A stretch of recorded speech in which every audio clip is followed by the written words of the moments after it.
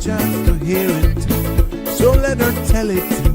People on the streets say Sabrina speaks. Tune into the show, she will let you know. Tell all your friends and family.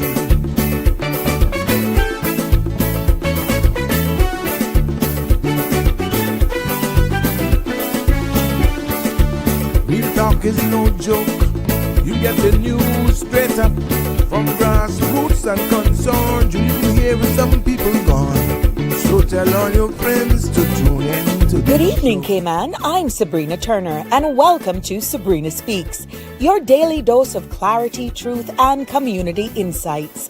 Every weekday from 5 to 6:30 p.m., we're tackling the issues that affect you, from national headlines to grassroots concerns. Whether you're in traffic or winding down your day, this is your chance to hear it straight and speak your truth. So buckle up, Cayman. We're not holding back. This is the show. We gotta let you know. Now we got to go.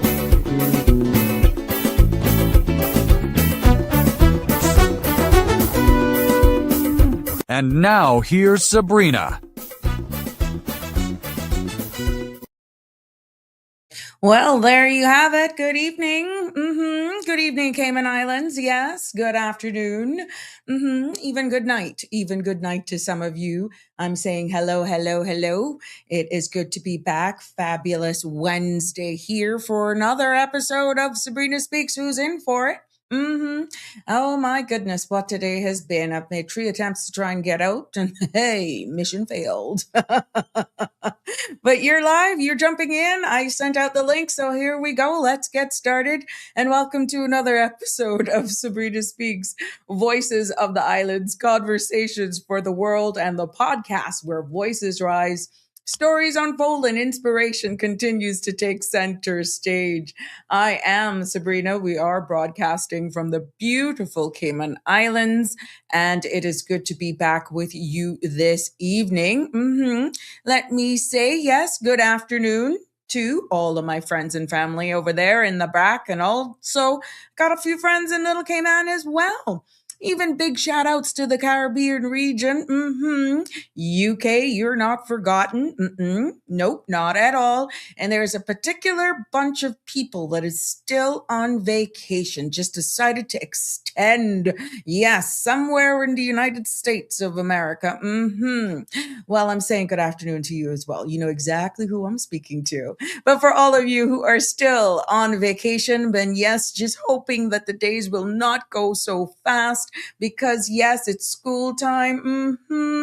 I just want to say a warm welcome to everyone who's tuning in across Facebook, YouTube. Yes, I'm just saying hi right here at home. No matter what you're doing, it's good to be back with you. And this is Sabrina Speaks, your community space, your conversation space, your summer open mic edition. We're right back here with you this evening because yes, we are proving that every voice matters and every topic has room at the table. So yes, today we're stepping into 2 big discussions, and I consider it, I'm like, what the heck are you doing, girl?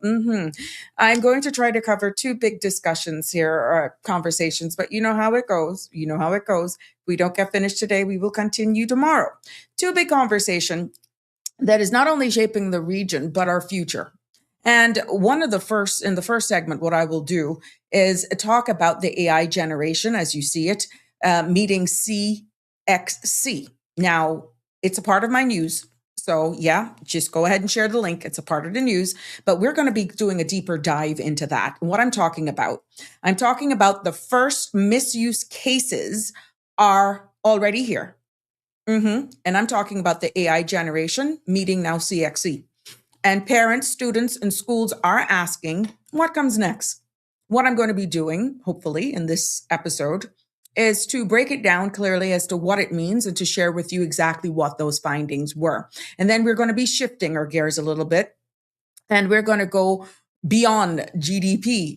That's still coming out of that report that we were talking about. What Cayman truly needs to grow stronger. We're talking about housing skills, climate resilience, and the real indicators that tell the story of our people and not just numbers. Now, this is not going to be just all talk. I'm going to show you images that, just puts it into perspective. Makes it connect with you. And I understand exactly how much more informative that is. Now, that is going to be hopefully in the second segment of Sabrina Speaks this afternoon. But remember, the mic is still open. Yes, because it is open mic summer edition. So if something else is on your mind, if something's bothering you, or if you simply want to steer the conversation in a different direction, look, this is your space. This is our community. And of course, the mic is open. So settle in. We're going to get ready to talk. Some of you are just going to settle in to listen, and we're going to grow together here. And as always, we want to thank our sponsor. Yes, I'm talking about Bridgepoint Immigration Consulting, who are seeing clients by appointment only, 938-1337. And they are there for professional guidance, and they are definitely the bridge that helps you move confidently into the next chapter. But please be reminded that the views expressed by callers, guests, and online commenters are their own, not those of Bridge Media Limited, its affiliates, the Sabrina Speaks Show, or the host. Now, this program is for general information only and not a substitute for legal, financial, or professional advice. So all participants are reminded to speak responsibly and respectfully, and any content that is defamatory, discriminatory, or unlawful, harmful as well, is strictly prohibited and will not be endorsed or tolerated. Now, please be reminded that listener participation implies acceptance of this disclaimer. You want to join in live or send me a WhatsApp? 936-8255 is the number to call. Join in on the conversation, or like I said, send me a WhatsApp message. I always keep you anonymous. Continue to like, share, and follow the page. Yes, with your friends, so you're always notified and you never miss an episode. No, you will not. So let us now take a look at this evening's weather forecast as we turn our attention in seeing what the weather will be like for this evening and into tomorrow. Yes, it is. I got some stuff here coming in, so my apologies. There we go. Yeah, let's take a look at the weather forecast here for this evening. Compliments of our friends there at the Cayman Islands Weather Service. Thank you so much. And it's calling for dry and stable conditions prevails across the Cayman Islands through the next 24-hour period. Now, winds will gradually ease moderate to light from tonight as the pressure gradient slackens across the northwest Caribbean. Now, radar imagery shows no significant activity across the Cayman area. What we can actually forecast, the complements of them, is tonight's forecast is calling for mostly clear with a 10% chance of showers. Temperatures will fall near the low 80s. Winds will be east to northeast, 5 to 10 knots. Seas will be slight to moderate with wave heights of 2 to 4 feet. Now, tomorrow calls for partly cloudy skies with a 20% chance of showers. Temperatures will rise near the mid-90s with a heat index of 106 degrees Fahrenheit. Winds will be east to northeast, 5 to 10 knots, and seas will be slight to moderate with wave heights of 2 to 4 feet. There will be a high tide at 5:17 this evening. That's in a few minutes, and a low at 11:45 p.m. tonight. Tomorrow's calling for another high at 3:20 in the morning and another low tide at 10:21. Sun will set this evening at 6:48 and sun will rise tomorrow morning at 6:08. The outlook is calling for fair and dry conditions are expected to persist until late Thursday. Now, a tropical wave moving across the Western Caribbean on Friday is expected to increase the potential of showers in our region. There you have it, ladies and gentlemen. Welcome, one and all. You're in tune to Sabrina Speaks. If you're just jumping on the live, please don't forget to share it with your friends and family. So yeah, they can join in on the fun as well. Why not? Yes, it is good to be back with you, and we are making it. We're almost there. It is the middle of the week. Can you imagine that already? It's Wednesday. It is Wednesday. And we are definitely shaping up and looking forward for a new weekend, a new month as well. And for all of the teachers and all the students, yes, going back to school. Let's take a look at what's making local headlines here this evening on the Sabrina Speaks show, starting with our local news. Out of the Royal Cayman Islands Police Service, yes, they are seeking the public's assistance in locating a wanted man, Timothy McLean, age 26, of Georgetown. Now, McLean is described as about 5'10" inches, dark complexioned, slim built, with dark hair, and is wanted in connection with multiple burglary investigations.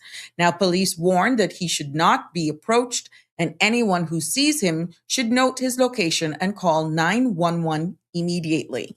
Now, information can also be provided to the Georgetown Police Station by calling 949-4222 or anonymously through the RCIPS confidential tip line. That's 949-7777 or Cayman Crime Stoppers.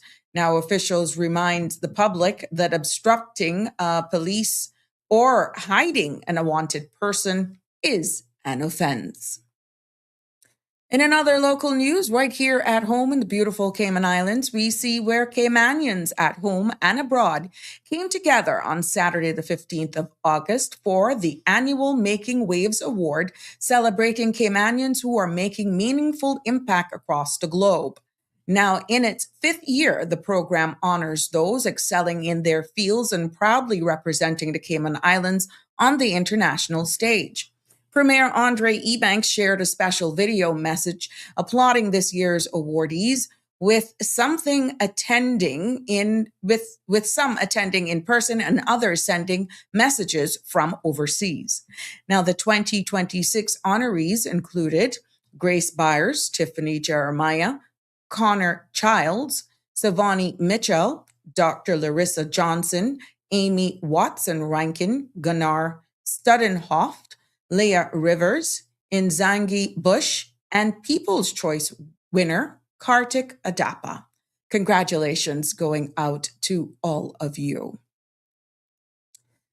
The Cayman Islands National Museum as well is also making our headlines here today because we're seeing where they welcomed a group of new educators for a special orientation tour, offering an introduction to Cayman's rich history, culture, and natural heritage.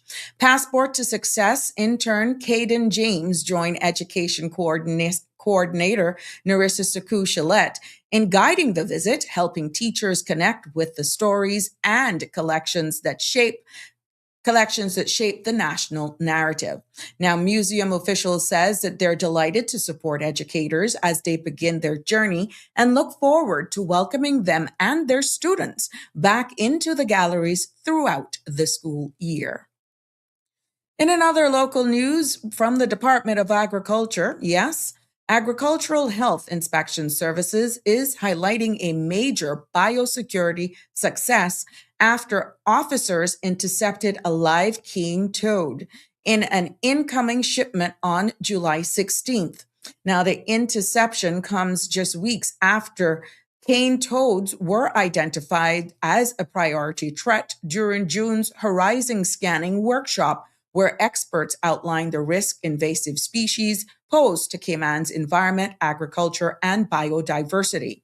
Now, officials says that cane toads can spread quickly and their toxic secretions can harm native wildlife, making early detection critical. Through the Darwin Plus Biosecurity Project, frontline teams have strengthened surveillance and broader inspection capacities.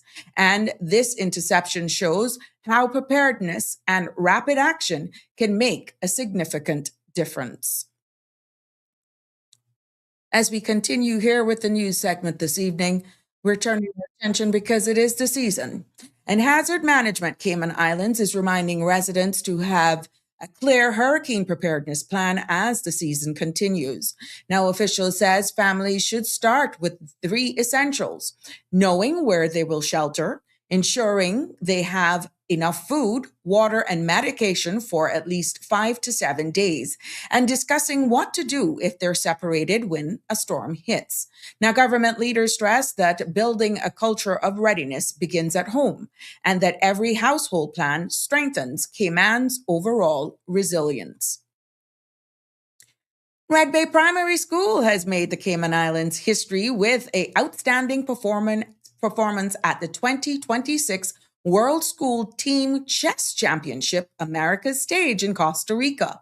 Now, the school became the first government primary to compete at the event, and Board 1 player, Artie Clark, delivered an exceptional run, scoring 6.5 points from 8 games to secure the bronze medal against top young players from across the region. Red Bay Primary School earned its place after winning the National School Chess Championships earlier this year. An official says the team's success reflects the school's growing chess culture, strengthened through weekly instructions and strong support from the Ministry of Education and the Cayman Islands Chess Federation. Congratulations as well, making us all so proud, locally and overseas.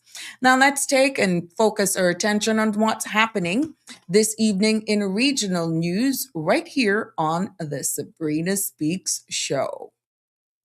We start off this evening by letting you know that the Caribbean Examination Councils is raising concerns after reporting a more than 50% jump in examination irregularities this year compared to 2025.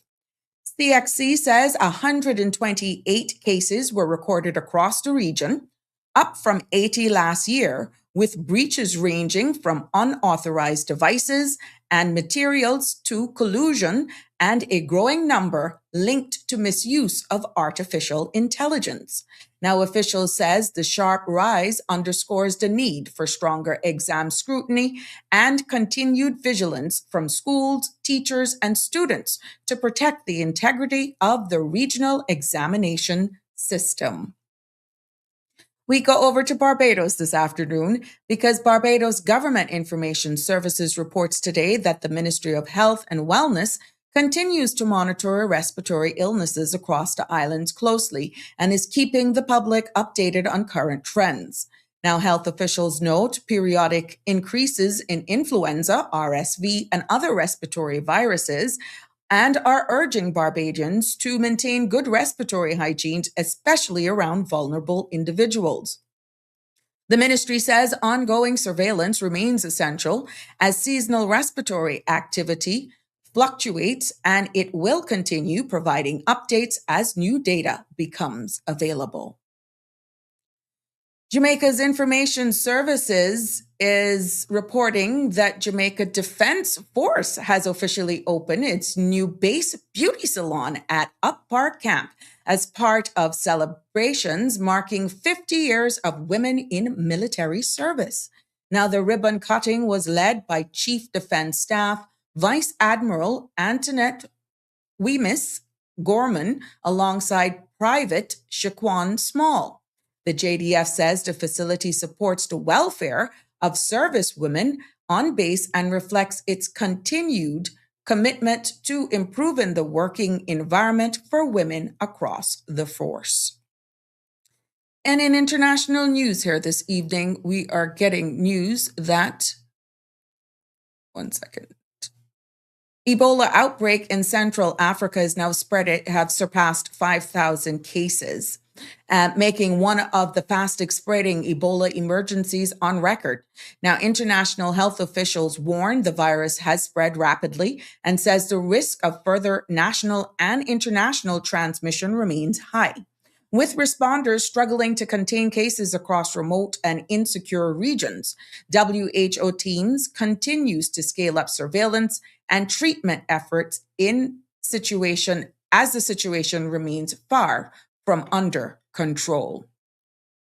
As we wind down this section of the Sabrina Speaks regional and international news, we get news on a new line of vehicles are making its way right now to the United Kingdom. And I'm talking about China's Chery automobile. You heard me right. China's Chery Automobile is expanding its footprint in Britain with plans to open a new research and development center at the UTAC Millbrook testing facility in Bedfordshire later this year. Now, the company says the center will help tailor its vehicles to UK driving conditions, focusing on chassis dynamics, steering, and advanced driver assistance systems. Now, Chery's UK Chief Executive Officer Gary Lang calls the move a major step in the firm's long-term strategy as Chinese brands continue rapid growth in the British market. The new center is expected to open in late autumn of 2026, with future work expanding into autonomous driving and artificial intelligence. There you have it. A new line will soon be on the market. I wonder when you'll see it here. That concludes, yes, I said it. That concludes our news from regional, international, and local here this evening. Welcome, welcome, one and all, as you take your time to stroll in. It is that time of the day. Yes, and you're hearing us. This is Sabrina Speaks. It's good to have you joining me here this evening, of course, as we're here for another hopeful, informative, insightful, engaging, because I want to hear from you and something we can all take away after an episode. And you can say, I never saw that one. Yeah. I'm getting that takeaway every evening, but it's good to be back with you on this Wednesday as I look forward to the weekend. And yeah, we got some celebrities around today. Big celebrities today. And I'm talking about those who are celebrating birthdays. For all of those who I may have missed, happy birthday to you today. If you're celebrating it today, we want to wish you a happy birthday. But there were some that we couldn't forget, even if they're in a different time zone. Happy birthday, Rochelle. This is Connie Bonnie's daughter. Yep, she's celebrating her birthday today, even though it's 11:22. Yep, I'm talking your business. From all of us here on the Sabrina Speaks show, I know your mama is definitely one of the cornerstones, like so many others, even if they don't even comment. We know, but we are honored to share and celebrate with you today. Happy birthday, Rochelle. Many, many more to you, and God's blessings to you always. Yep. It is our honor.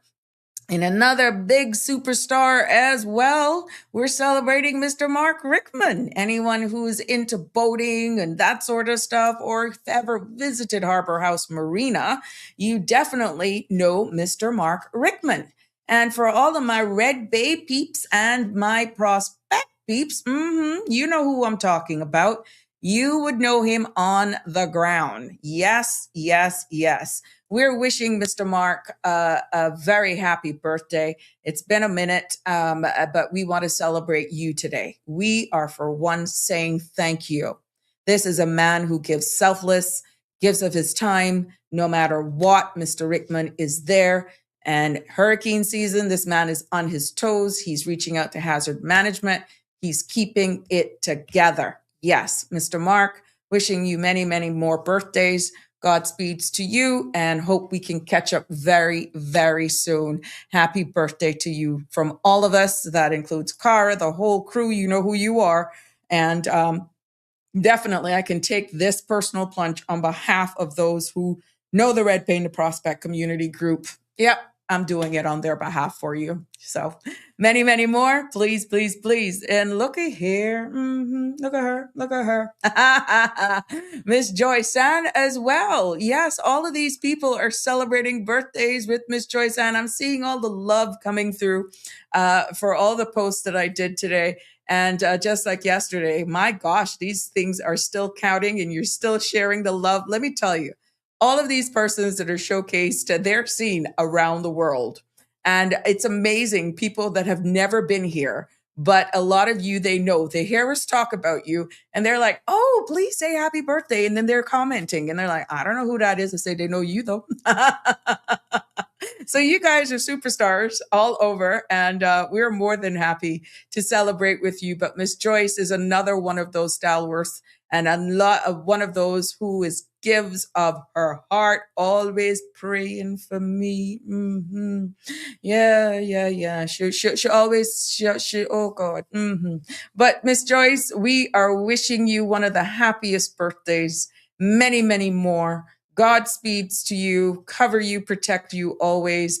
And if there's ever one sincere person, loyal when it comes to loyalty and a true friend, she definitely is one of those persons that you got her in your corner, you got her for life. You got her for life. She will fight for you.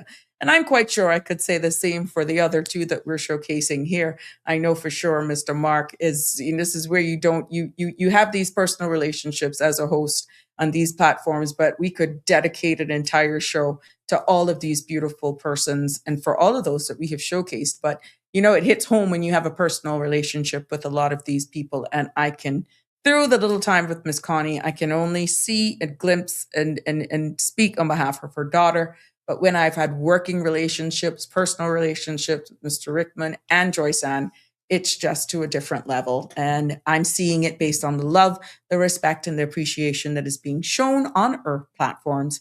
Happy birthday to you. Many, many more, and blessings to you going forward. And sure, of course, keep the love coming in. We don't mind it at all. And like I said, for those maybe celebrating anniversaries, happy anniversaries to you guys as well. Wishing you many, many more. So yes, it is our pleasure to celebrate these with you. And you know how it goes here. We are not going to be remiss of those who are in our community that is mourning the loss of a loved one. No, we're not. We are going to definitely be sharing our thoughts and our prayers and extending our love to you as you navigate this time.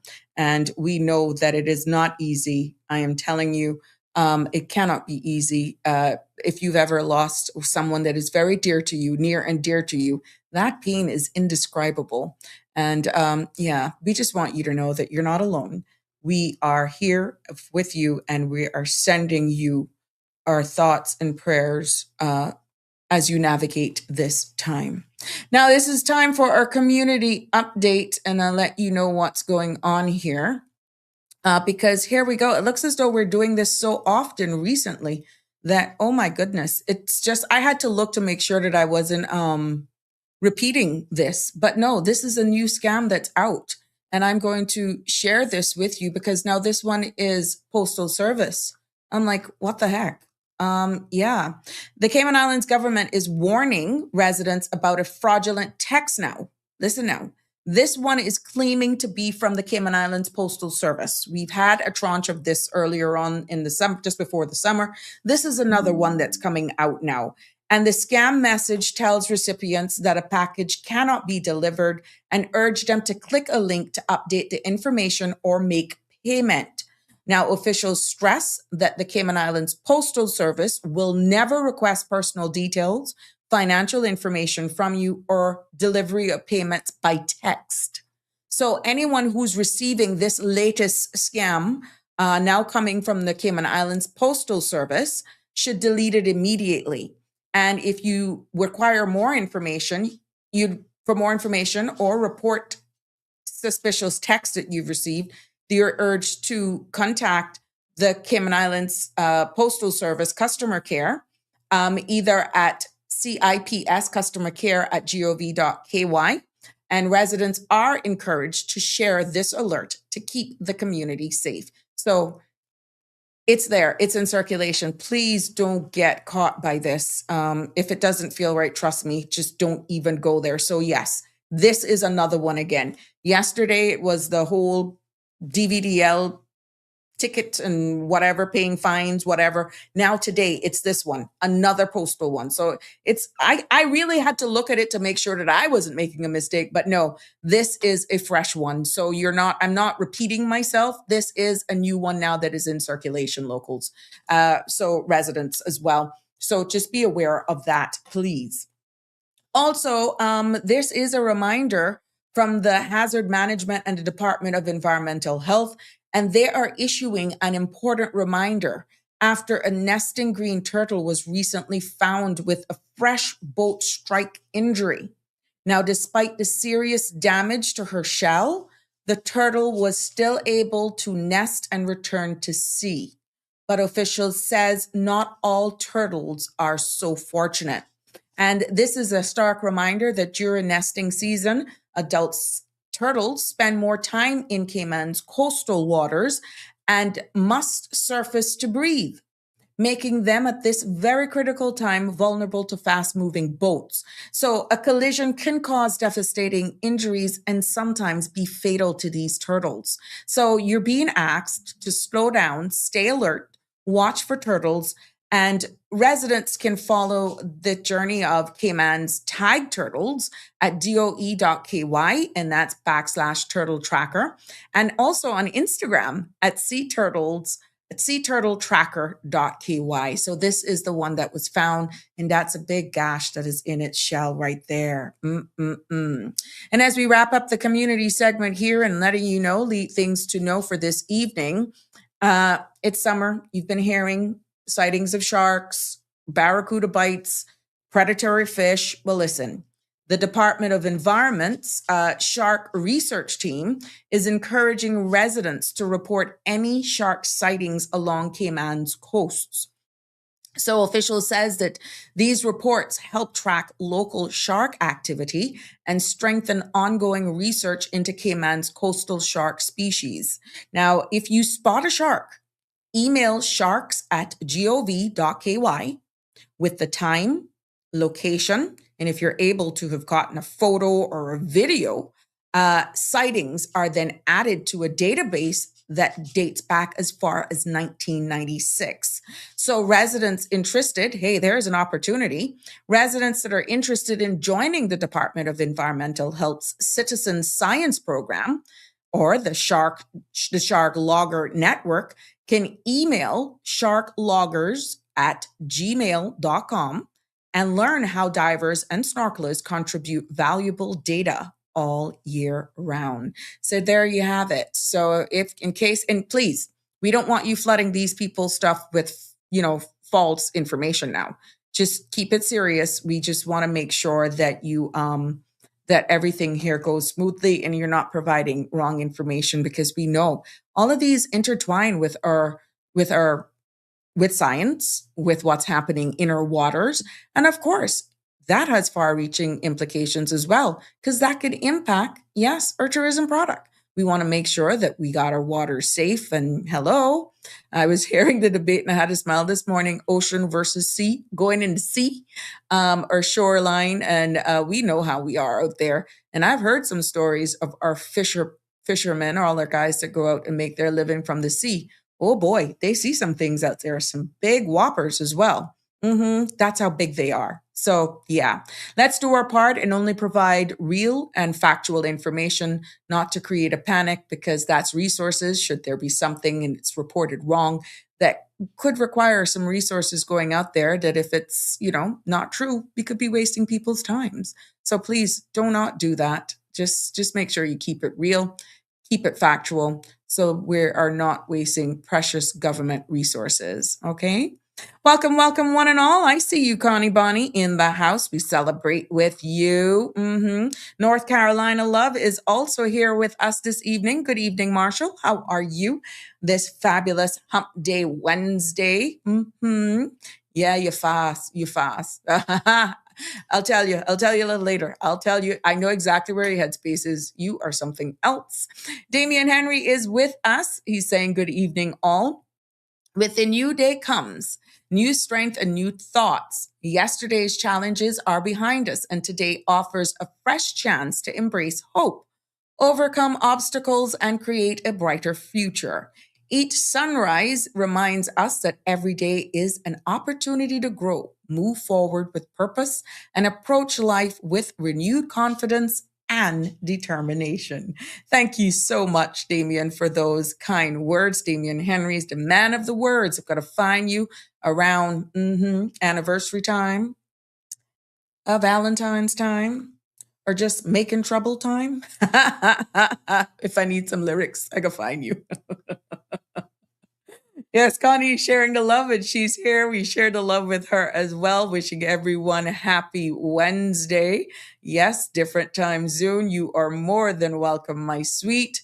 Yes, yes, yes. She was spoilt today. Oh, yeah, I can only imagine. I can only imagine.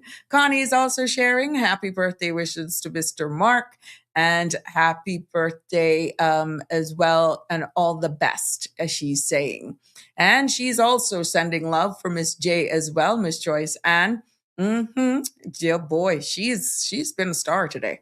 And I did that reel that shows her family and all of that. You see her starring? No, she's starring. Miss Barbara G is in the house this evening. Good evening to you, my love. It's always a pleasure to have you streaming us on YouTube. Yes, the links are there. If you follow the CMR channel, those links are there. Just click it. It's easy. And once you're on there, subscribe. Subscribe to whatever platform it is. So you're not searching for us if you hear from us, hear from your friends for sure. Connie is saying, when will they stop? Oh my God, I got another one today again, but I'm send them up where the sun. Yeah, I know. You have been, it's like your number is in a database. You're always getting these things. Oh my goodness. Geez, I haven't, there's only one. No, I haven't gotten any, but Eric got a call. But I haven't gotten any. And to see all of the different platforms that I'm on, oh my gosh, yeah. But me, even when, especially if it's a bank or something, even when they're really trying to get me legitimately, guess what? I ain't responding to none of them. And worse, if it's a bank that's emailing me I don't do business with, that's even more crazy.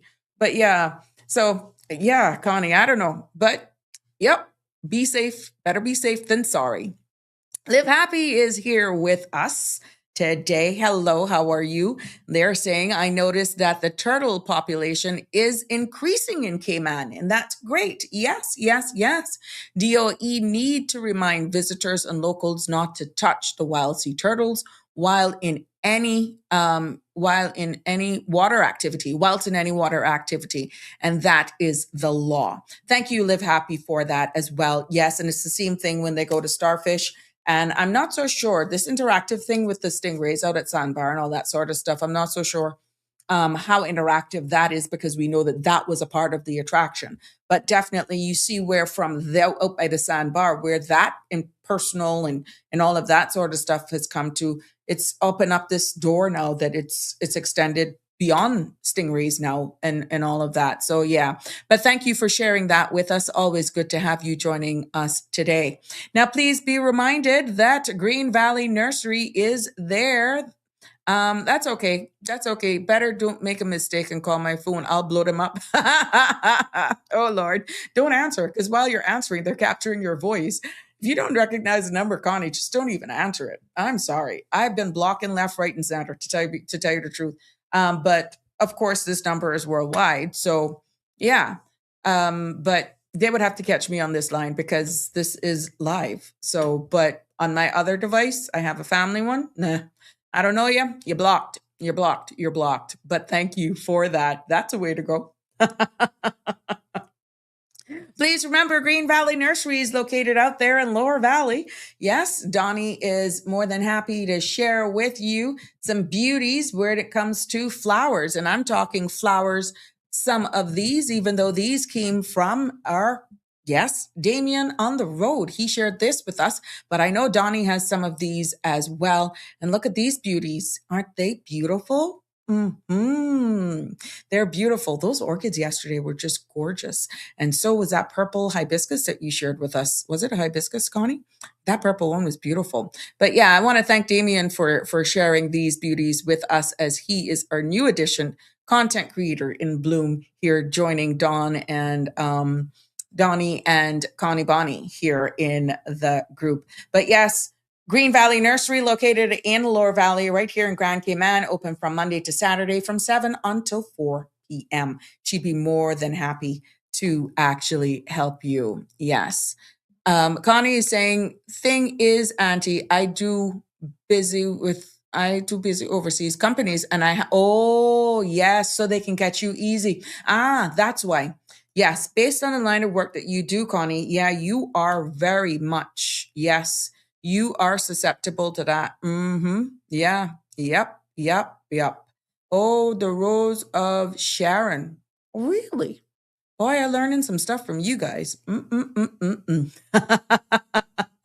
Thank you for sharing with us, my love. Yes, much, much appreciated. Well, I had to laugh today because I had all plans to go out on the road today, and my dear, I did not make it out. No, no. So I stayed here, did what I had to do, and I was ready. Normally I am, I wouldn't tell you, I'm usually always on time, right? But in case if you're a follower of the Sabrina Turner community activist page, then you will see the post that I made almost half hour before we went live. And this is why you don't give people like me time, because then I sat here waiting literally at one point, just tapping, waiting for time, which is a good place to be in. Please don't get me wrong. But then I started messing around with AI and I took a selfie and said, okay, how can I do this?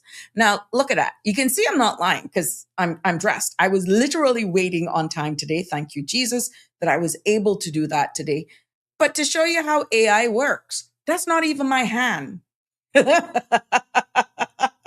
That's not even my hand. Look at that. That's not even my hand. But I was having fun with this and I'm saying, on time or waiting on time? I didn't prompt it to show a hand. That's not even the picture that I took. It was a regular selfie, not me showing any pointing directions or nothing like that. And look at there, because it went with the caption that I typed in, it automatically raised my hand. That's not my hand. So I tell you, when you look at these things, all I could do a laugh. I could do a laugh, but this is what happens, when you give people like me time. We make trouble. We find friends who not got nothing to do. And if it was a case where it was a weekend, I would be calling people and I would be provoking them. But today I just decided to do a selfie. And boy, did AI get me back. They said, you got time on your hands? Let me see if you will realize that this is not your hand. Well, I did. So thank you for the messages that I got. They were like, I got some from some friends, but Sabrina, that's not your hand. Your nails are, see, look, that's not my hand. It's not my hand. But it blended quite nicely, didn't it? Yes, the power of AI. And this can make you do, and this is why you have to be so careful. These things can implicate you when you're innocent. When you're innocent, because I did not do that at all. I did not. I don't even wear a watch. Haven't worn one from 2024. I haven't worn a watch from 2024. So yeah, but all I could do, like, oh my God, you see that? You see that? Look at how that can get me in trouble. So be careful, guys. And just like how these scammers are out here doing all sorts of foolishness, me just having some fun. Look at what it did me. Look at what it did me. And I'm going to share. I could share the picture with you that actually came from. And yeah, that's it. There we go. I'm going to share with you where it started out. So it's not so bad. It really didn't do too much of a bad job still. Because sometimes it can come out really distorted. And you got to play with it a little bit. It all depends on what you subscribe to. So there. That's where it started. Okay, that's where it started. And this was the finishing product. Look at him. They even gave me kind of like a brow lift. Yep. And gave me somebody else's hand. So yeah. Oof. You give me time and you just have fun. You just have fun. But I just thought I would share that with you because let me tell you, if somebody say it wasn't me, it puts a different meaning to that song. It puts a total different meaning to that song. So be careful, guys. Be careful. Like I said, if you're just jumping on the live, you're in tune to Sabrina Speaks. Yes, we're broadcasting from the beautiful Cayman Islands, and you can catch us right here live from 5 until 7, Monday to Friday, right here on the CMR platform. And our conversation this evening is inspired by two big moments that are shaping right now across our region, and I'm going to get into it with you all here this evening and just bring it up for awareness more than anything. It's that time of the year, and it is. I'm seeing it definitely making headlines around the social media space, and I thought it was fitting for me to put it because we have shared the timeline for education and the collection of CXC results and all those sort of stuff. Well, first part we're going to be talking about the CXC results, and they're in. And students, yes, are celebrating. Some are crying, they're reflecting, they're planning their next steps. Families are having those kitchen table conversation about what comes next, even. And teachers themselves are reviewing their class performance and preparing yet for another year of shaping the future's minds and our men and women of tomorrow. And then later on, if time permits us, because you know how we do it here, if you call in 936-8255 and there's something else that's bugging you, guess what? We don't mind. We can shift gears and we can give the mic, because it is open mic, as the summer edition here on Sabrina Speaks continues, where you stare it, save from when we do not, save by when we have guests. That's the only how. But like today, if you want to go in another direction, 936-8255. Until such time, what I'm talking about is in the second half, we are going to, which is just, days ahead, we're going to be looking then at the landscape of the Caribbean and talking about the usage of,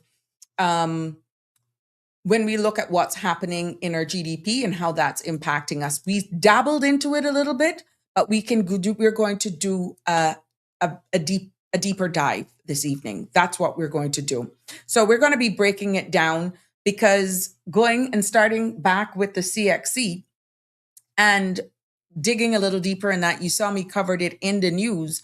It isn't just a news headlines. What it is, and I think it's coming to a harsh reality, is that it is a wake-up call. It is a sign that our education system, and we have been talking about that one or two times here, is entering a total different era. And one where technology in itself is both a powerful tool and a potential threat, as we're seeing here, to academic integrity. But there's a flip side to all of this, but you got to stick around to find out. Because will everybody now be painted with a broad brush because they have excelled and done so well? Will you always be giving them a side eye? Oh, this one got 12 passes, 15 passes. Are they now going to be given a side eye? Did you use AI? Is that legit? Hold on, it is a reality. But later on in this discussion, we can look at it from that perspective. You see, where the innocent suffers for the guilty. So it is my endeavor to break it down as best as I can. What happened? Why does it matter here? What it means for Cayman students that are about to walk into classrooms as early as next week. And that's not only the students, but the teachers as well. So yes, please continue to share the live. Please click the thumbs up button and follow us. Yes, so that you don't miss an episode. If you're liking the content we're sharing here, please, we won't mind a heart. Yes. And we don't mind you commenting as well. Where's Andrew today? He's late to class in Aliano. I wonder if he's on Jerry Springer Beach. Now, ladies and gentlemen, let's get into this. What we are seeing, and you can double check this for you. You can go on the CXC website. All the Caribbean news headlines as well is actually picking up on this. We're seeing that right now, and I had to do some research to do a deeper dive, so I will have to refer to my notes, okay? What we notice here is that education in the Caribbean is like everything else. Life, no matter what sector, is evolving. And it's not only evolving as we have done, that's life, but it's evolving faster than ever. And what I'm talking about where evolution is concerned, we're talking about artificial intelligence, AI.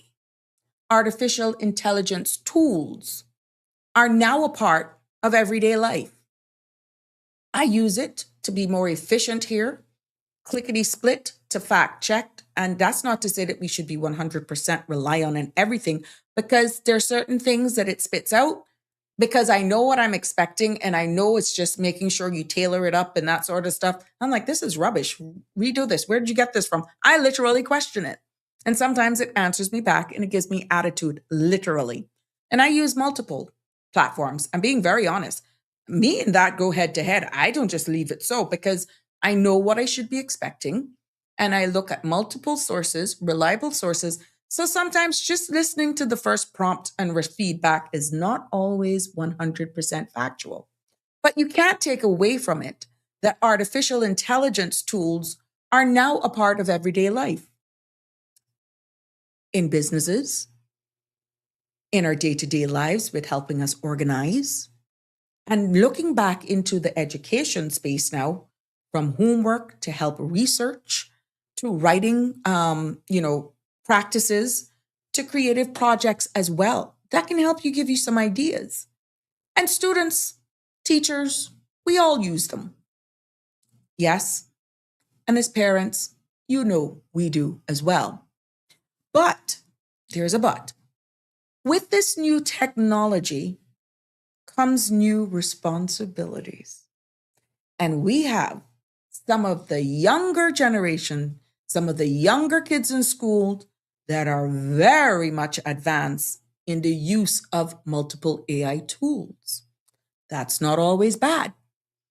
But where does it put them when it comes to outsmarting a system and no longer using 100% of what they've learned, the concepts and all of that sort of stuff, but they're totally using it, AI meaning, to help them through coursework and so forth. What CXC has discovered is that they're reporting that 128 exam irregularities this year alone. And that is a significant increase because last year they saw 80. And for the first time, artificial intelligence misuse is officially topical and on the list. And what it is telling them and telling us is something that is really important, because exactly what I alluded to a few seconds ago. Students are experimenting with artificial intelligence, but not always in the right ways. And the truth is, to be honest with you, many of the students don't fully understand where the line is drawn, where that line is. They know that artificial intelligence can help them write. Of course, you see it all the time when you pick up your smart device and you're scrolling by, do this course here, we're offering this, get to know this platform, get to know that platform, want to write a thesis, want to write a this one. Oh, in 2 minutes, we can get it done. And what happens after the video? They're out with their friends, they're doing this, they're doing that, and having AI do it in the background. We've all been exposed to it. We've all seen it, right? But these students also know that artificial intelligence can help them solve a lot of these issues. But they don't always know when it becomes cheating. And that's why the conversation really matters, especially now, as we enter this new school year and as CXC is now discovering. So let me break it down as best as I can based on what I found out. When they talk about examination irregularity, this is an action that breaks CXC's rules. That traditionally, what this means, it means unauthorized devices such as phones or smartwatches, collusion, where students taking these exams share answers, And also, what is traditionally meant by irregularities, it would have also included unauthorized notes, right? Impersonation as well. Someone else doing the exam. But now, hello, a new category has now been added. And that new category is artificial intelligence misuse, AI misuse. And what this means, as it is added now to the irregularities in their definition, it means that students use artificial intelligence in ways that violate examinations integrity.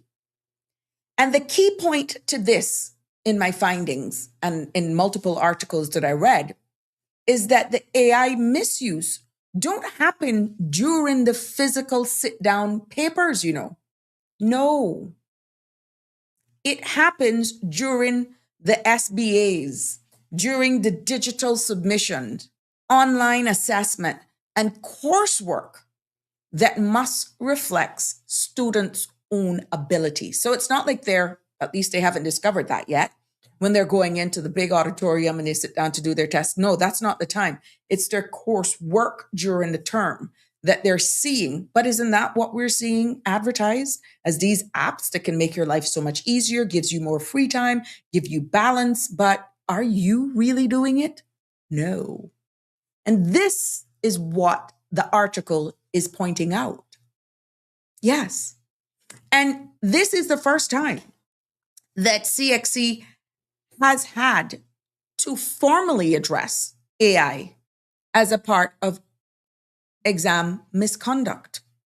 And they are definitely sounding the alarm. So when you see this happening or breaking it down for what can be considered as misuse, this is because this is where parents and teachers really need the clarity and understanding. And you really need to have a keen eye, because there are some student networks out there as friendship circles that many of the parents, you just go there, you go for reporting session, whatever, you're very a part of the PTA, and not all of you know exactly, really the bonds, the friendships, but these young men and women, they are tight. So let's talk about really what actually happened. What happened here is that when students submitted their SBAs, this is what the CXC discovered that triggered the alarm, because they saw a particular pattern, right? When students submitted their SBAs, they were clearly written by AI. And examiners who are marking these papers noticed. You will know when it's written by the individual, if you know your student, versus something automated. It is just something cryptic about it. It's not, it's very blah. It doesn't show the student that you may have learned over the years, right? And what they discovered is that there were identical responses across different students, from the writing styles that didn't match the students' previous work. And AI generated graphs, images, and data. And what they also discovered is that some students even submitted entire projects that were AI generated from start to finish. Remember what I told you? There are apps that are right there on your smartphones for a nominal fee. You can get these things to do it all for you, literally in seconds, some cases. Okay? Another thing that the examiners noticed is that they uploaded exam questions into AI tools. This was something. And what they noticed is that this is a serious breach, because what they discovered is that students copied CXC questions and paste them into AI platforms. Guess what? Guess what you think? to get the answers. And this violates exam security. And not only that, but copyright rules. There's a third element to this: the misuse during electronic testing. And in this digital components, what they're using here, what they found out in this e-testing phase is that the students attempted tab switching using browser extensions as well, and running AI apps on hidden devices. And what CXC's monitoring system flags, that automatically came up as suspicious activities running in the background. Yeah. I'm not so sure if a lot of you have seen when you're on scrolling, where you would notice people like are in an interview or doing a meeting with their employer, that it looks as though they would put a gel or something on their hand and just put it on the screen, and all these stuff come up on the screen, and they're asking the questions, and the boss is thinking, or they're having an interview or something, and that time there is something else that's like an overlay over the screen while they're speaking, but all of the answers are right there and you're not seeing it. Similar to what I'm doing behind the scenes when I'm speaking and I'm dragging in other pictures that you're not seeing. You're only seeing me. But there are multiple screens over sometimes what I'm doing that you can't see. And it's the same thing during e-testing that they have observed is happening in the background as well. They have also noticed that in subjects like English, visual arts, and digital media, what students submitted were all artificially written poems, created artwork, AI edited photos like the one I showed just now, and AI generated videos. And many a times you need to have a keen eye and a keen ear to pick up. Some of us who are in this field can pick up it instantly. Instantly, you can pick it up. And some apps are more advanced than others. But for someone who is new, not so keen with picking up certain things, trust me, you can be fooled. And I've had to end conversation where persons have down swore me that it's legit. And I'm saying, nope, it's AI. You could tell me that I'm real. Nope, it's not real. And sometimes you really got to just end it for your own sanity. And then eventually it will reveal itself that it was fake. You got to know. And if it is something that they're going to come a time maybe that if I'm not paying closer attention, I'm going to get fooled too. But they are becoming so realistic, and anything can be bought right now on certain platforms that can make things become real. You just need to know how to do the prompt and understand the language and know what application, what app, what platform does certain things. Because as it is right now, there is not just one app for everything. No, there are multiple. You could be working with 9, you could be working with 12 to just do one project, because one usually has its strength and the other one has its weakness. It would be similar to life. You wouldn't actually hire a plumber to do your electrical work, right? Or you wouldn't hire a mechanic to necessarily, one who specializes in cars, to come then and look at your AC, unless they are trained in both areas. But you get the concept. I wouldn't go to a gynecologist if I need my dental work done. Oh, that was a weird, oh gosh, please just get that out of your head. But you get what I'm saying. So yeah, so it's the same thing with the app world. It's the same thing. I'm horrible with analogies, so please pardon me, and please don't be offended by anything that just came out of my mouth. So yeah, but it's the same thing when it comes to the app world, to be honest with you.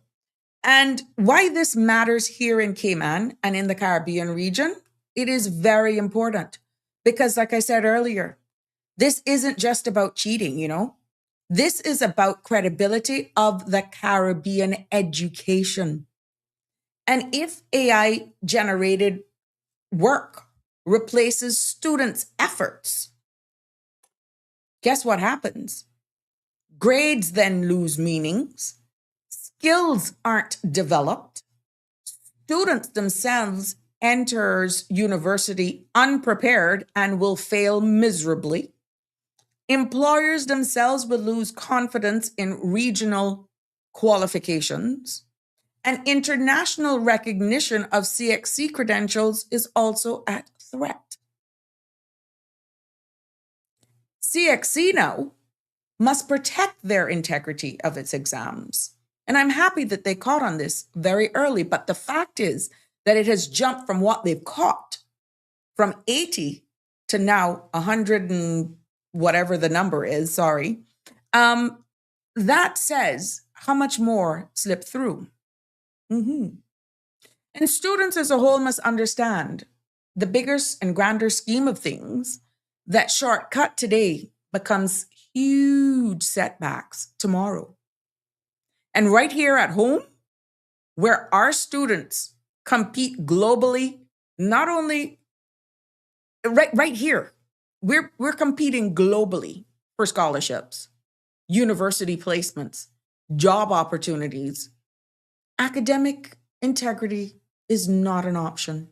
It's not optional. It is essential.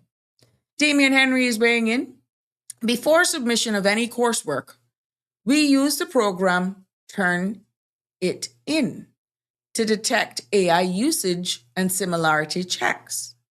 AI guideline is always important because some universities allow a certain percentage, a certain percentage of it to be used. You just got to declare it. Okay.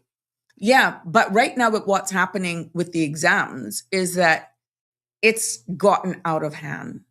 And that is becoming a huge problem right now with CXC. And you know us here in the Caribbean, we depend on that. And it is a trusted institution for helping someone path. That's the foundation of their resume, getting in, as we said, university and college, and getting a job.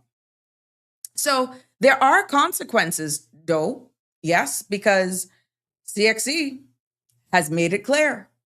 They have made it clear they're going to protect their brand. And AI misuse is serious. They have made that absolutely clear. And students who are found guilty may face canceled grades, disqualification from the subject completely, disqualification from the entire exam cycle. And guess what? A permanent record of irregularity. And this, if your son or daughter or family member or friend gets, unfortunately, in this category, this can affect university admissions, scholarship eligibilities, job opportunities, and definitely future academic credibility. This is not a slap on the wrist. And CXC is taking this serious. This, my friends, is long-term consequences. Now, CXC is just not punishing misuse if you're caught. They're redesigning the system. That is what is envisaged. And the major reforms that is expected is a paper that they call Paper 032, and that is replacing most of the SBAs by 2028. So obviously, if they've found this big breach in that particular paper, the paper number is 032, and by 2028, they're going to be replacing most of the SBAs. And what they're actually going to do with these changes is that they're going to be clearer guidelines on acceptance versus unacceptable AI use, like what Damien was alluding to. It's going to be clearer guidelines. clearer drawing the lines in the sand so that everyone has a clear understanding of how far the use of artificial intelligence can go. And teachers themselves will training on AI ethics themselves. I have heard some students right here at home that says it's obvious in some classes that they go to, it's everything chat GTP. And that's from instructions that has been given to them. And it tells me then that these kids are saying, hey, we on to you. You telling us we can't use it, but you're using it to give us coursework. And we're going into chat GTP. I'm not a student. I don't know. I'm just hearing some of the conversations. So teachers training on AI ethics will also be a part of the reform as well. And stronger digital monitoring during e-testing will also be beefed up. And warnings to students about uploading personal data into AI tools is another big thing that will be a part of the reform. And what these reforms are meant to do is to modernize assessment while preserving CXC's integrity. So as our students prepare for the new year, 2026, 2027 academic year, it is very important that it is clear, not only from the school standpoint, but just bring an awareness to this, that AI is allowed for learning. That has replaced my days of running to the Georgetown Library, looking for encyclopedia. If you weren't fortunate enough to have an entire set for yourself at home, later on in life, my grandparents got a whole set of encyclopedia, and that's what we were using. Until then, we got access to computers for those of us who were fortunate. But we know that you have to do your research and you got to get that information from somewhere, right? What you need to know is that this AI is allowed for learning. They're not going to stop that. It has to be integrated. They're not getting rid of it, but not for producing exam content. That's where the line in the sand is drawn. And teachers as a whole will be stricter about digital submissions as well as some of the things that we need to be prepared for. And some schools may be introducing serious AI policies. Now, here you go again. Now that this is making serious Caribbean headlines, I'm quite sure this is going to be far-reaching and it's going to end up globally. Because if it can happen and these anomalies can be found at CXC level, I'm quite sure the other examination bodies are going to be subjected to the same. Students, however, as well as they prepare to go back, must learn responsible AI use, and parents should monitor how their children use technology as well. Don't be scared of it. Here I am, ripe old 52, and I am blown away every day by how I have invested in myself and become much more open-minded at the use of AI. Having fun, getting somebody's hand and all that foolishness, but that's just the fun part. I do deep research. I prepare, and I'm telling you, there is no way I would be able to deliver some of the information at the pace if it wasn't for the assistance. But you still have to know, that infamous line, garbage in, garbage out. You got to know exactly what to prompt. Because if you feed in rubbish, I tell you, it's going to give you rubbish. It's going to give you loon foolishness. And people will know exactly whether or not you know what you're talking about. Yeah. And it's the same thing with teachers getting to know and learning their students. They will know when it's not your voice.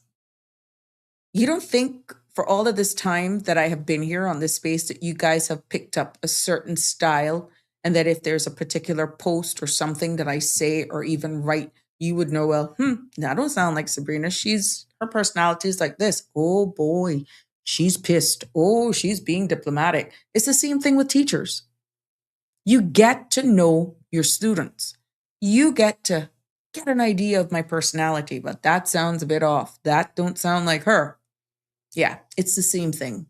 So when something is 100% artificial intelligence, people na foo-foo, which is why a lot of the posts that I post when I celebrate people, you will know the difference if I know the person individually, personally, because there are things that artificial intelligence cannot pick up of personal experiences going back and knowing and having a one-on-one relationship with that individual that I have to key in, and then it polishes it up for me, but it's still my words.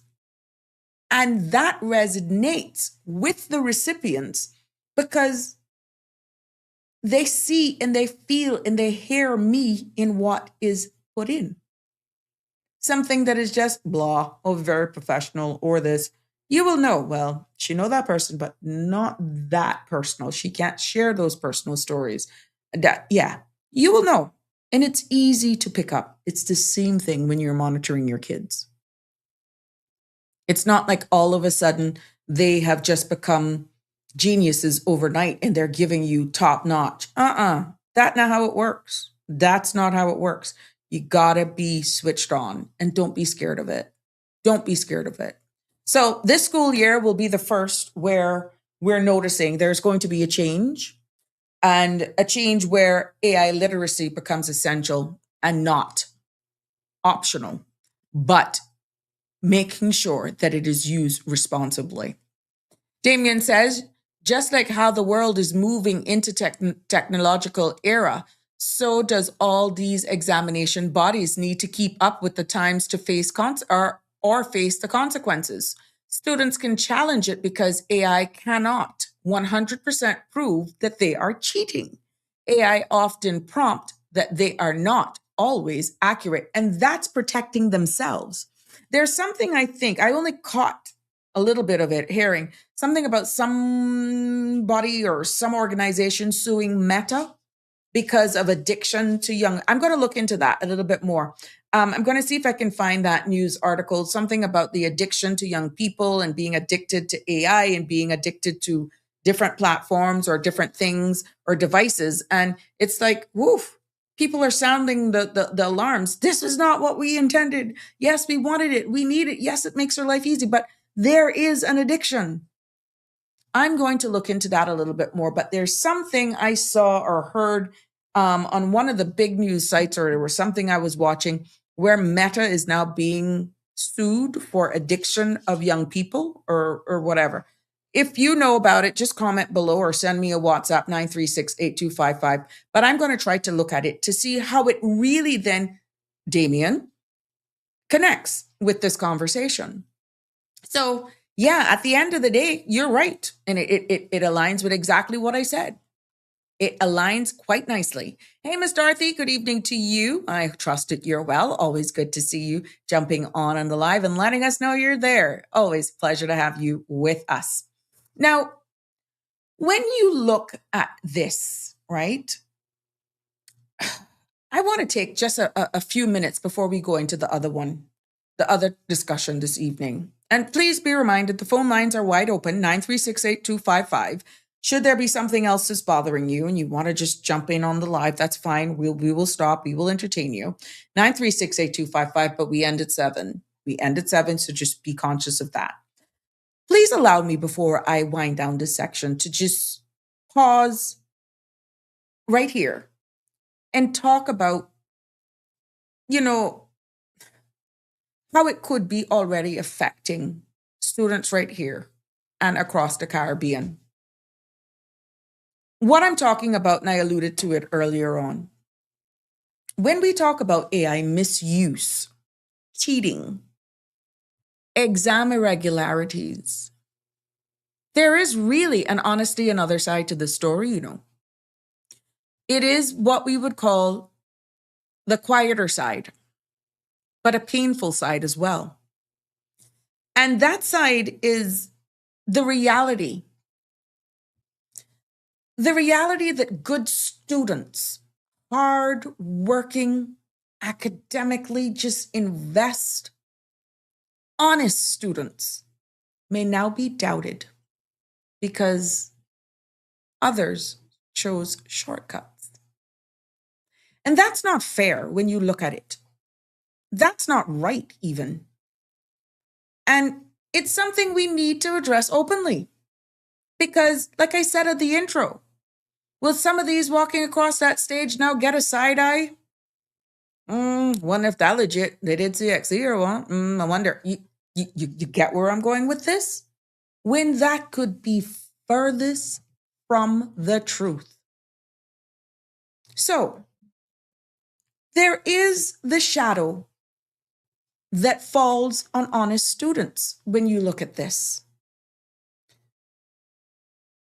Let's imagine, right, that a student who worked hard all year, really did the grunt work, did all this, they stayed up late, they wrote every word themselves. They practiced, they revised, they improved, they earned their grade. But now, because of these allegations and proven cases that have come to light, AI misuse is happening around them, and their authentic work might be questioned. Teachers may look at a strong essay and wonder, did they really write this? And that doubt, my friends, that suspicion doesn't come from anything the student did. It really comes from what others did and are doing. Chance. So this is the emotional cost of AI misuse, where the innocent suffers for the guilty. The guilty creates a shadow, and the innocent, that innocent person must walk through that shadow. But there are three big reasons, to be honest. Yeah, there are three big reasons. AI detection tools aren't perfect, as Damian Henry pointed out. They can flag genuine writing as AI generated. And teachers are becoming more suspicious. So it's not all loom and gloom for my good students out there who are genuinely doing it all organically. Teachers are becoming more serious, especially after seeing cases of misuse. Sudden improvement can be misread, and a student who genuinely grows may be accused of using AI. And what this is done and is doing could actually elevate is that it creates that chilling effect. And students may feel afraid to do well, afraid to improve, and even afraid to shine. There's the other side of this. They may be scared of getting all of those trophies, all of those awards when they really genuinely earned it. And that's the opposite of what education should be. This is sobering facts. This is the flip side of it. So how do we protect the innocent? Layer it on. Yeah, because this is where the shift from problem to solution, because we cannot allow honest students to suffer for the guilty. And that is where mental anguish, bullying at another level. Can you imagine? You're being chastised for doing it all right. You're being looked at because you've earned it. And now, because others have chosen a shortcut, you can't bask in your moment that was organically attained.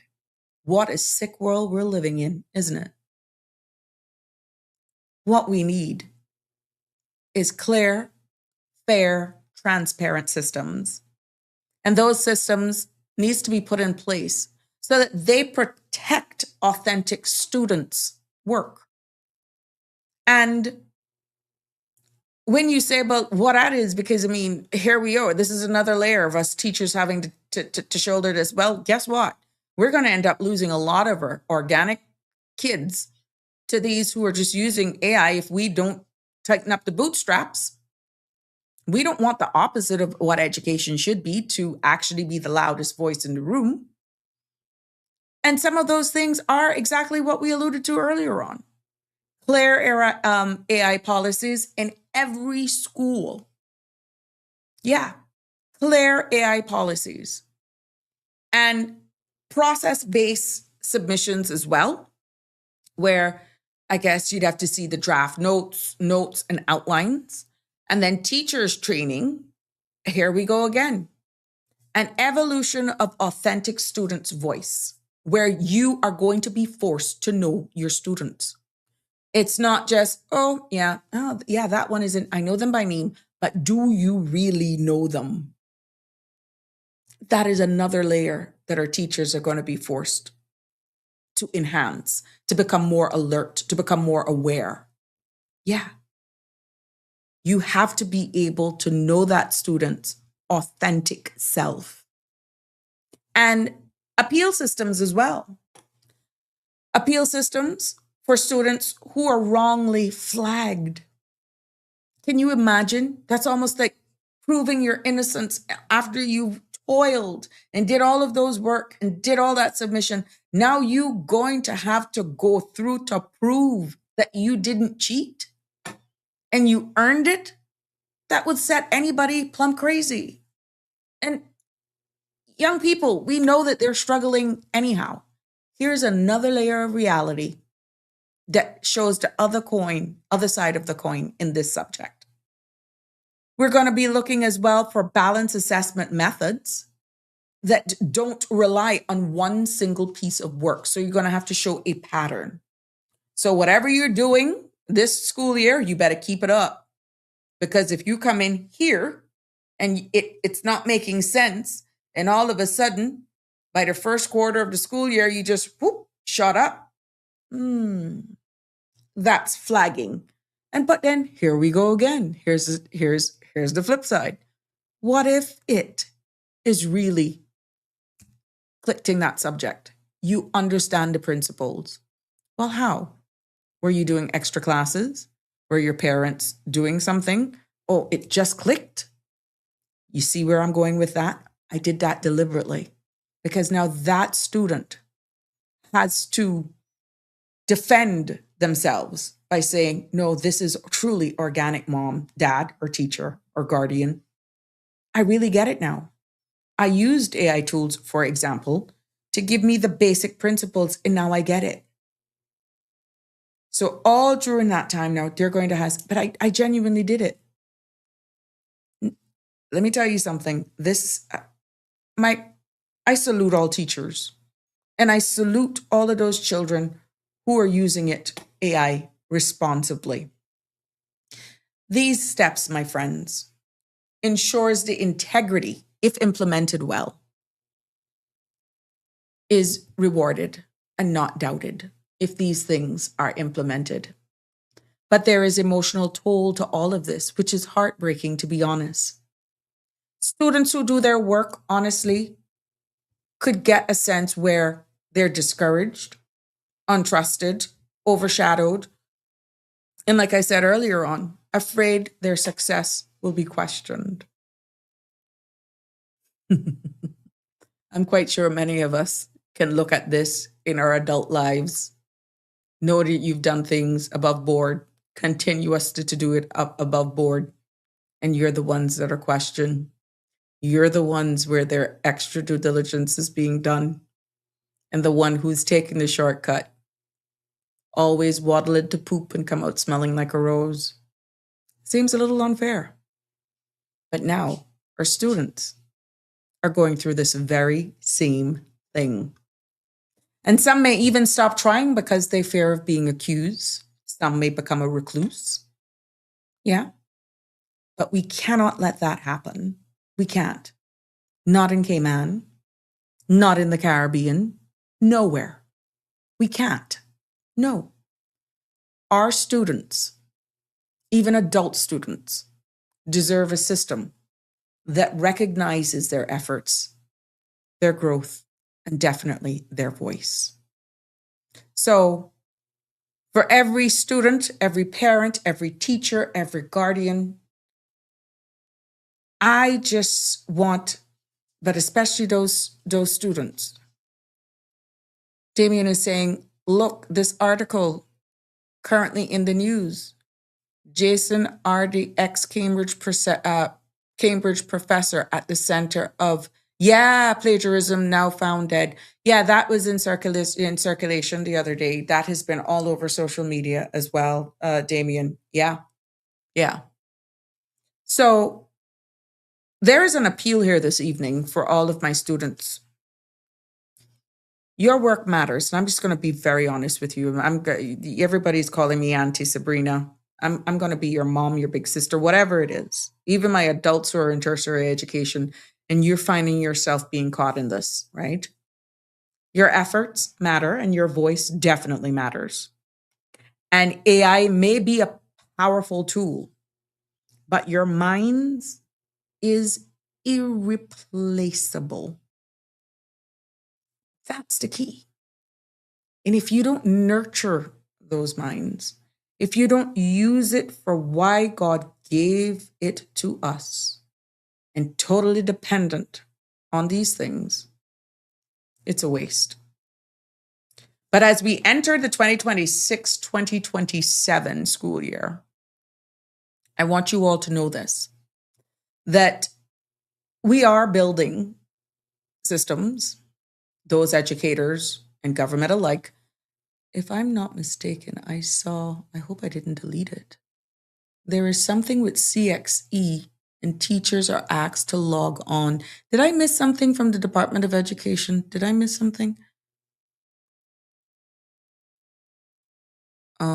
Okay, I digressed. But I think I found something. Education put out a flyer and I smiled to myself because I'm like, this aligns with my topic today. But I want you all to know that we're building systems, the education systems is aware, CXC, and many others are actually going to be looking at the systems that they have in play now. And they have to be there to protect the good, to support you, to ensure that your authentic work at the end of the day is recognized and definitely respected. And that the guilty will face the consequences, but the innocent will not be left behind. So we have to put a say no on our watch, no in our classrooms, and definitely when it comes to home, not here. And we can use it, but I'm hoping that our powers that be is doing all that they can. There is something. I know that there is something. That our powers that be here is doing all that they can to ensure that you are protected and that we don't fall victims to this. So even though this is the CXC's first recorded cases and actually outlining it, I just hope that, we will never find ourselves into that position here in the Cayman Islands, and that any of these breaches that were actually announced would be any part or any one of us here. I'm hoping that that will never be the case, and that it will never be a topic here because, from 80 from last year to 128, how much more probably have been missed is the question. But we're hoping that whatever is in place, that they have seen them and that we will not have to worry about this ever again. So, there we have it. Ladies and gentlemen, hey, Andrew, you're late to class this evening, but it's always good to have you here with us as we go into the second discussion here of Sabrina Speaks. It's always a pleasure to have you joining us as I grab some images here and get started for the evening. 936-8255 is the number to call to be a part of the discussion. I would love to hear from you. I'm hoping that you all are really all informed or just be like, wow, this is something serious. Another thing that we have to deal with. I'm really hoping that that's the case and that I'm not boring the bejeebers out of you. But we never leave here any day. I don't ever want an episode to end and we leave here not learning something, being aware of it, or that I'm putting something on your radar. Because we know that artificial intelligence is not going away, but how we use it is responsible, and our future is going to be totally dependent on it. At the rate, I just feel that we need to have a balance. Like I said, it's not going to go anywhere, but we just need a balance. And how we use it in our day-to-day lives to help us get orderly, to just make us exhale sometimes, is key. That is key. So, yeah, I am happy for those of you who are sticking and stay with me as we go and look at the other segment this evening, which we'll take a jab at. And we are going to enter into this conversation where it's another part of beyond the GDP. And what I'm talking about, no, this is not just all numbers. We're going to connect the dots with what's happening, and we're dissecting a certain part of the document, of the report. In case you have not read it, you will see for yourself where we're connecting it in real time with the realities of what we're being faced with here at home. Okay. So I encourage you to stick and stay with me this evening as I break this down with you and what we can and possibly label as part one, as I grab some of the images here to tell a story as we go along here this evening on Sabrina Speaks. But like I said, the phone lines are always open. Feel free to jump in, call in. We want to hear from you. That is not a problem, as we continue to be educated and enlightened here on this platform. Okay, there we go. You see, like how I'm doing that now? You guys are not seeing what I'm doing behind the scenes, but yet I have to fill. Ooh, you just saw that one though. Yes, we're going to take a look now. Connie Bonnie, good evening, Sabrina. Yes, from Andrew. Auntie, I'm learning a lot. They should have failed, all of them. Yeah, we still don't know what the outcome is, but there are going to be consequences. There are going to be consequences. And this is not a name and shame, but I'm hoping that even if at a higher level, they will say exactly what regions, what Caribbean countries these breaches are coming from, so that we'll get an idea, because we need to know if it's happening here as well. And this is why, like I said, there is something here with education, about something online with CXC is going to be doing with our educators here, and everybody's encouraged to go online. Don't be surprised if it's not posted on the CMR platform, but I'll definitely, if I find the flyer, I will definitely be sharing it with you. But once you're on the CMR WhatsApp channel, and once you follow me, for sure, I will share it with you for all the educators, just in case you are not aware that this is something that's online and it's being presented by CXC. So, hello. Yeah, that could be all about these new things. And the thing is, when I prepared this, it was after the fact that I saw that. So to show you that it's actually making its rounds and it is serious, their CXC is taking this serious. So yeah, this is going to be a very interesting academic year and moving forward into the next chapter. So let's dive in and take our first jab at the KPMG report breakdown. And what we're talking about is housing, climate resilience, and skills, and also Cayman's future.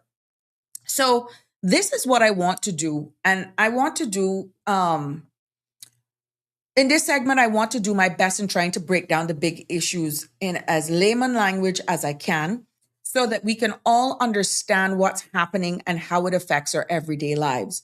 Because a lot of you hear about these KPMG reports, the first thing you saying, oh, financial, out of my league. No, hold on. There's a report that is actually sounding the whistle, blowing the alarms, that can evoke change policies and laws, and it will have far-reaching implications if some of the recommendations, if not all of the recommendations, are looked at and understood, and you put it in reality, in context.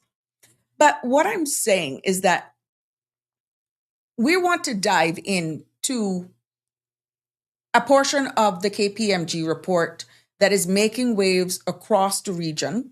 And it's about Cayman's future, our housing, climate resilience, our economy, and the skills of our people that we need to have in order to stay competitive.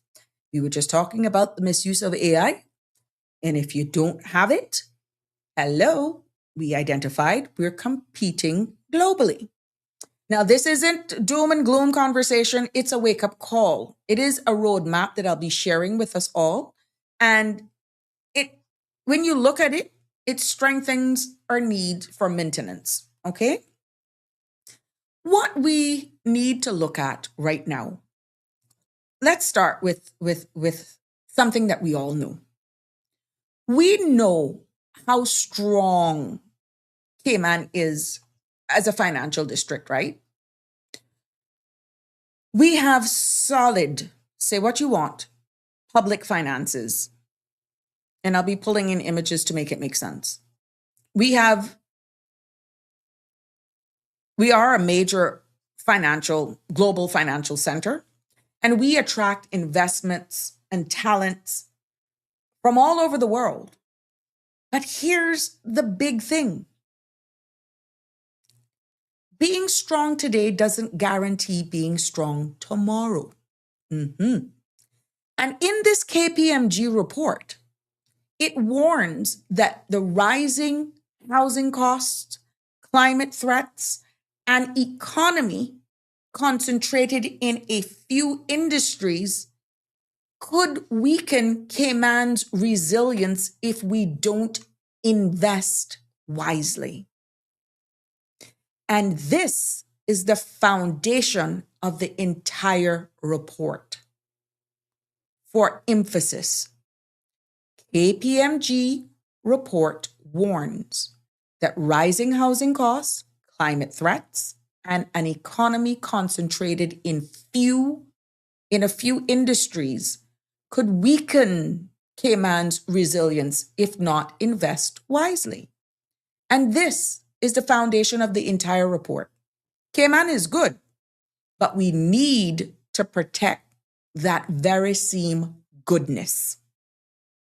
Now, what we're seeing is new developments.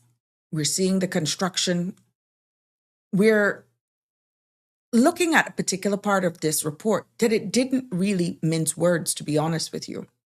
And I like. We're seeing where they're encouraging that Cayman must invest in affordable housing. They must do long-term planning because this is where we're coming from. And it's just not a social issue.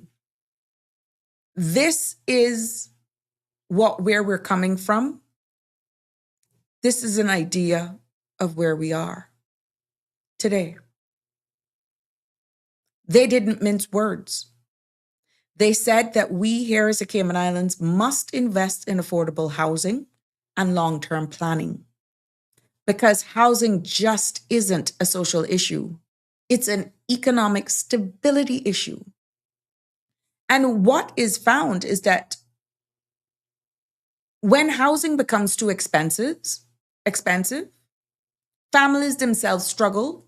We will see workers leave, business can't afford staff, Cayman becomes less competitive, and our very own young Caymanians feels locked out of the future. We heard that young lady, yes, day before yesterday. And what this KPMG, you gotta know where you're coming from to respect where we are. What this KPMG report is telling our government is affordable housing is economic policy. And there is also some solutions, and we see the Minister for Plahi, he's rolling out a plan. But there was a paragraph that stood out significantly to me when I read it, to be honest with you. And I want to take this opportunity to go just a little bit deeper into that. And that paragraph was one that talked about climate adaptation and how it should be treated as an economic investment, not just an environment issue. So when you hear about sustainability and sustainable and protecting our coral reefs and all of that sort of stuff,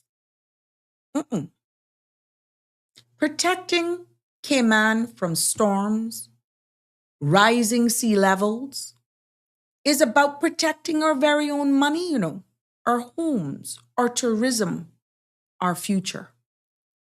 Yeah. This is impacted. If we keep getting battered by all of these storms and all of what we're seeing here, remember, that's where we are today. That's the Cayman of today. This is the Cayman of yesterday. And as we see climate change happening, this will become more prevalent. And in the bottom of this report, the crooks and crannies of this report, protecting Cayman from storms and rising seas is about protecting our financial industry, how we receive our goods, that is wide open, what we put on our tables, all of that. These all have a part to play. Our coral reefs, tourism, that's protecting our money. Yes. When this is happening and we're not doing our part, we don't get to enjoy the luxury of that. That's tourists visiting our shores. Yes. We see where our coral reefs, healthier reefs breaks waves in this report, just digging down into it even more. Less waves, energy, less flooding. Less flooding, lower repair costs. Yeah. These reefs have their own jobs. We see the mangroves. These mangrove acts like giant sponges, and what we have proven that they absorb storm surge. They themselves protect inland communities. We see the other day no rain in months, you can say, solid rain. Just with the king tides, what's happening? But this is another thing. And when we think about coastal planning, we have to have the serious conversation about how we build smarter now to avoid those huge and expensive rebuilding later. And climate resilient isn't tree hugging. We're used to hearing that. Oh, all of these tree huggers are getting in the way. Oh, no, it is not. We are protecting. We are protecting. That is not what we're doing. We're not crying down those people, blocking investments. No, we're not. Because there's another layer to that as well, that if you don't protect it, guess what? In no time, it will be lost. And it is going to cost this country, me and you, double, if not triple the money in order to get it back. That in itself can have irreversible damage, and it can definitely impact many people's livelihoods. Yes, it does have its own fair share of repercussions. So don't look at those persons who are trying to help us navigate the future in having the sound and realistic conversations, because at the end of the day, we saw what happened when we couldn't get certain things in our ports for days. What happens to the shelves? Can you imagine what will happen if that is for a prolonged time and we had an opportunity to make a different choice? But for whatever reason, misinformed, uninformed, not educated, not being aware of some of the recommendations that is included in this KPMG report are not taken seriously. Yeah.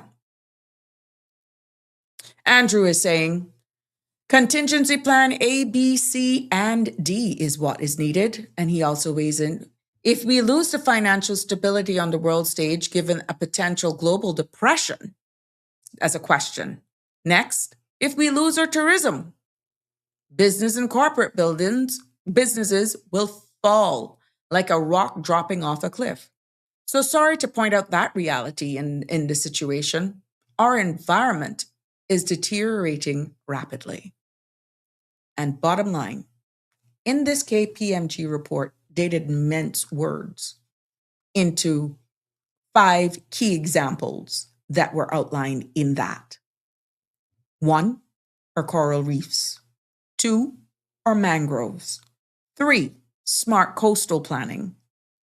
4, Cayman's economic, the whole financial link into to what it's doing in its protection. So at the end of the day, it all is tied in. It's all woven in right there. We look then at, we got some huge businesses here, and we know the key pillar of financial services and what it does for our economy, right? And in this report, the KPMG report says that Cayman relies, and we all know this, heavily on a few industries, especially the financial services. And that makes us vulnerable to global shocks. It is what it is. Don't make nobody fool you. It does. It makes us vulnerable to global shocks. And their advice is for us to diversify. Yeah. Build new sectors, strengthen digital skills, and invest in innovation. These are the recommendations. Because what this is doing is that it keeps Cayman competitive and definitely protects employment. So if you think that this doesn't have a part to play in it, think again. It does. And even though we're building too fast, for who is what the question is. At the end of the day, Damian Henry is right. Balance is what is needed. Yeah. Balance is what is needed. It keeps Cayman competitive and it also protects jobs. There is another part of it that is looking at this whole economic diversification, right? And when we talk about our roads, infrastructure, and all of that sort of stuff, yeah. In this whole KPMG report, it actually outlines that Cayman's own data, right? It cites Cayman's own information that every $1 invested in construction creates $2.56 in economic output. You heard what I said? Every $1 invested in construction creates $2.56 in economic output. But in the said report, it warns that long-term, we got to plan long-term, use strong business cases, and keep procurement transparent, meaning there shouldn't be any doubts about who gets what contracts, that sort of stuff. Keep procurement transparent. They're also encouraging to build smart and not just building big. Yeah. So all of this is needed. The extension, we see the bottlenecks, we're seeing all of this. This is a reality. It's not saying that we can't do it. They're just telling us whatever it is we do, we have to do it wisely. Yeah, we have to. Because at the end of the day, what's going to happen if we just fail? We got cloud computing, we got network architecture, we got these data centers, we got security framework. Now, there's a story about these data centers popping up in various parts of the US that is causing havoc to people in their residential homes. But these are the core components of this for our modern architecture standards when it comes to making sure that we keep connecting, understanding that we are a financial jurisdiction. In all of that, to be honest with you, we're going to have to remain awake to the realities that digital media, digital education, digital literacy will not go away. Technology and training, what we're seeing is increasing in the workforce development. And we have to make sure that our education as well is in alignment with what our economy needs. Because if it falls short, we're already failing. So we will see where, like we're seeing, the use of AI and all of that sort of stuff, that will continue to be the reality of where we're going. Oh yeah, that's not going to go away by any stretch of the imagination. Nope, it's not. Because what it's preparing us for is looking at the investment strategy overall, estate structure, family governance, succession planning for upward mobility, and of course, a part of this, indirect. We don't have direct taxes. It's all a part of it. Yeah. So these increases in itself puts the Cayman Islands in a better position for a lifetime earning potential when we can get all of these right and we strike the balance and you go along with what is actually before our face. Because they attract, you see it right here for yourself. That is what it attracts. And this is why education is key. Having the right tools, access to, is vital. They attract higher value industries. They reduce resilience on imported labor, but we got to deal with it at home. And digital skills for Cayman will definitely be one that we will have to maintain. That is a fact. Another thing that was highlighted in this report, to be honest with you, is that this report is also saying that we shouldn't measure success only by the GDP. Instead, what we should measure our success to is the wealth that lasts, wealth that can last. And that's natural assets, human assets, social assets, institutional assets, physical assets, and knowledge assets. But let me break that down to you. What that is really saying is don't judge Cayman by how much money we make today. Judge Cayman by how much money, how much value each person will still have tomorrow. And right now, if you take a magnifying glass at that, Houston, we already got a problem. And here are some examples.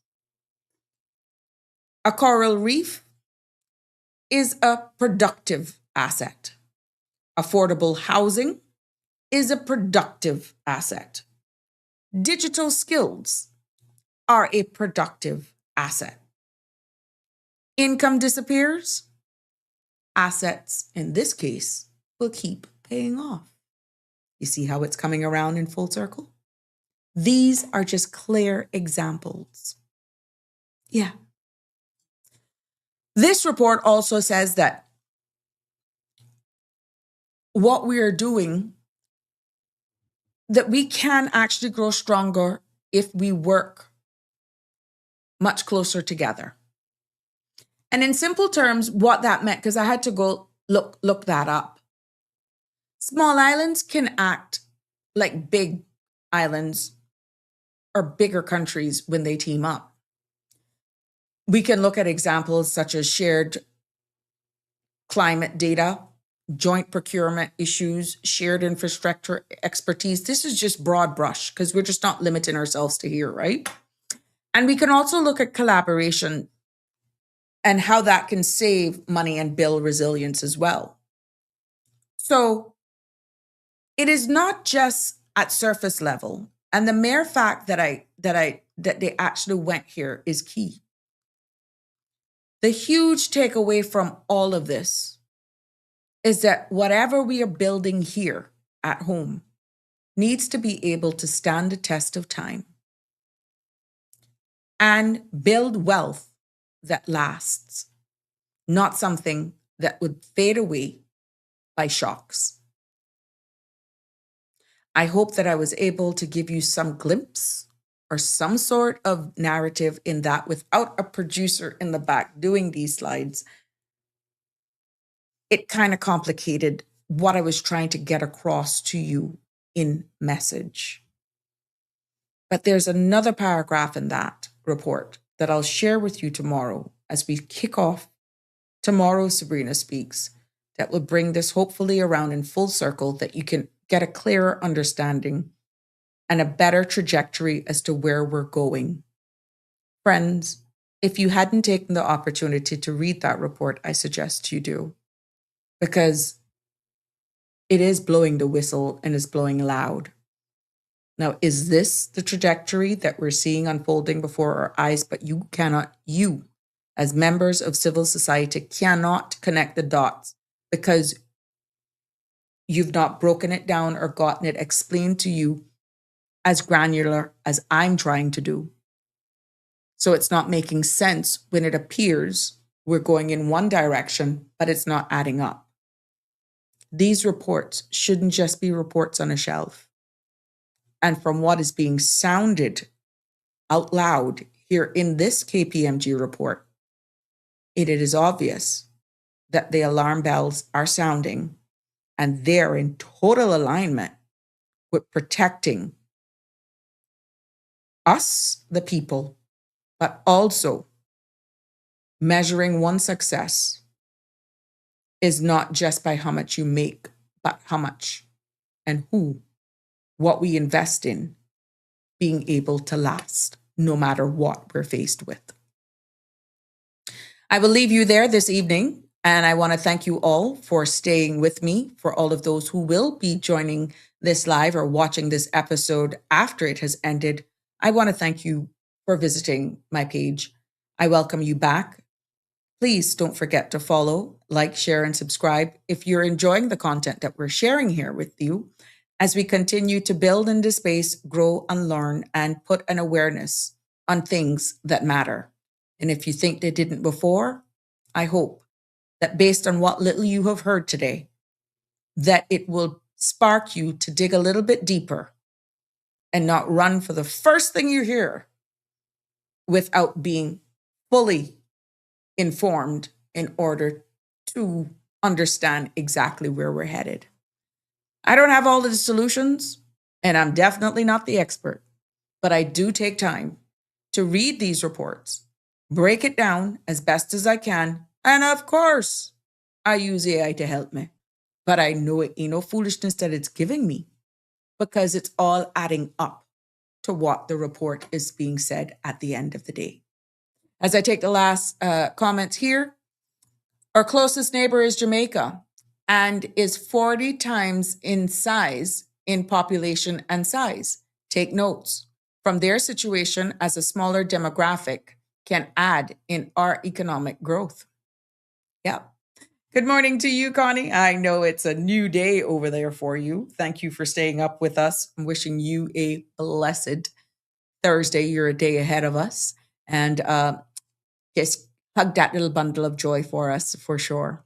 I want to say good night. Thank you so much. We're looking forward to another episode of Sabrina Speaks tomorrow, and could have a medley of topics to bring up. I didn't realize I would have gotten through all two of these, but there is another segment that I want to highlight from you. I know there was a lot to unpack in regards to the CXC part of it, and I had to speak to my students. I had to do that. I really honestly had to do that.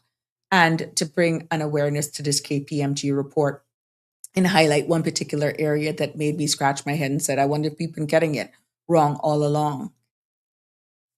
If you look at their recommendations, there's no segregation and everybody has a fighting chance. Everybody will have value in the place we call home. This is a strong report, and it's the first time that I'm seeing it's inclusive, respectful, and understanding. No matter what your social status is, you are a person. You're living here.